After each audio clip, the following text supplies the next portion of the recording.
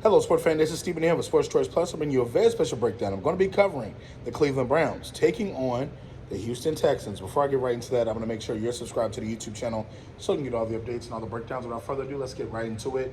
Looking at the Tennessee Titans, they faced the Houston Texans this weekend, and you saw them slow down Derrick Henry. This was possibly his worst game of his career as a Titan. You saw the writing on the wall, and I think Derrick Henry even spoke about it after the game about this possibly being his last season as a Titan. It's just unacceptable. When you have Derrick Henry back there, you got to use Derrick Henry at all times. This was a game that you could actually pick up if you're the Titans and use it towards possibly trying to make a playoff run late. But you stumbled and you allowed the Houston Texans to get the upper hand and get the victory.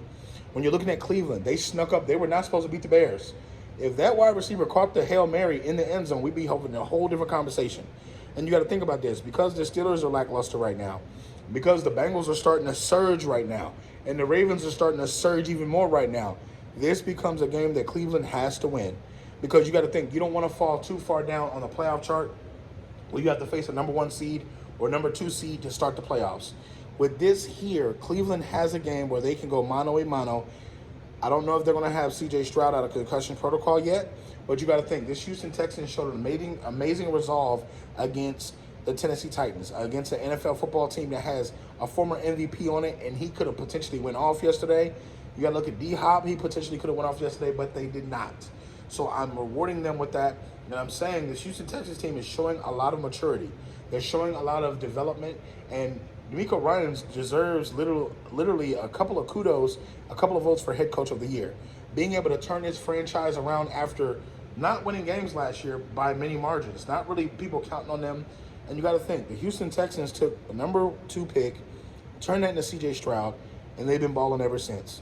They also have Anderson, who's playing well from the linebacker position. So this team has taken the next step into developing, learning how to win, taking their losses, taking their close wins, and you're starting to see the maturity of this roster. And this one here, you got to ask yourself, will Cleveland be able to pressure the front 4? And I'm talking about the front 4 linemen, the best 4 linemen for essentially the Texans. The Texans' offensive line has been integral in their success because they protect Stroud or whoever's playing quarterback.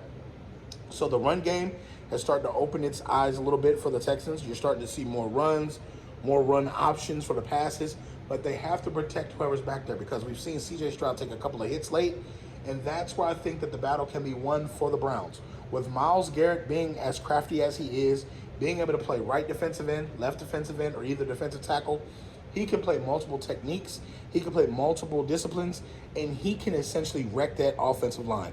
Now, mind you, Myles Garrett is one person. What happens when Myles Garrett travels? Usually multiple sets of eyes travel. So if I am the Browns, I'm using the linebackers to attack, I'm using the corner to attack, I'm getting the weak side help going. I don't care if it's a corner, I don't care if it's somebody that has to come from the side. I'm attacking straight forward Myles Garrett in the front 4, and I'm sending somebody, and we're going to drop back and play coverage. I want you to beat me with your arm. I want you to beat me with your quarterback. And I don't think that the Houston Texans are going to be able to beat the Cleveland Browns with that. I feel like Cleveland has been playing consistent lately with Joe Flacco. I feel like he's kept the car in the middle of the road, not being sexy with big plays or anything like that, but he's just kept the car in the middle of the road and done what Stefanski, the head coach, wants him to do. The play calling, sticking to the script, sticking to the play design, not audibling out, doing the little things to make sure that these guys are doing their progressions, reading the right reads, and going to the open person.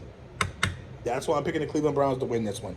I feel like right now they're on a roll. They're playing with more passion right now, and they're having to chase the Baltimore Ravens and having to chase the Cincinnati Bengals at this point because the Bengals keep winning without their starting quarterback. They keep doing stuff without starting quarterback. So the Browns have an opportunity to gain some ground, and I think that, potentially you could see a loss from the Ravens, from the Bengals, and now all of a sudden you're having different conversations. So all you Browns fans, get in the comment section. All you Texans fans, get in the comment section.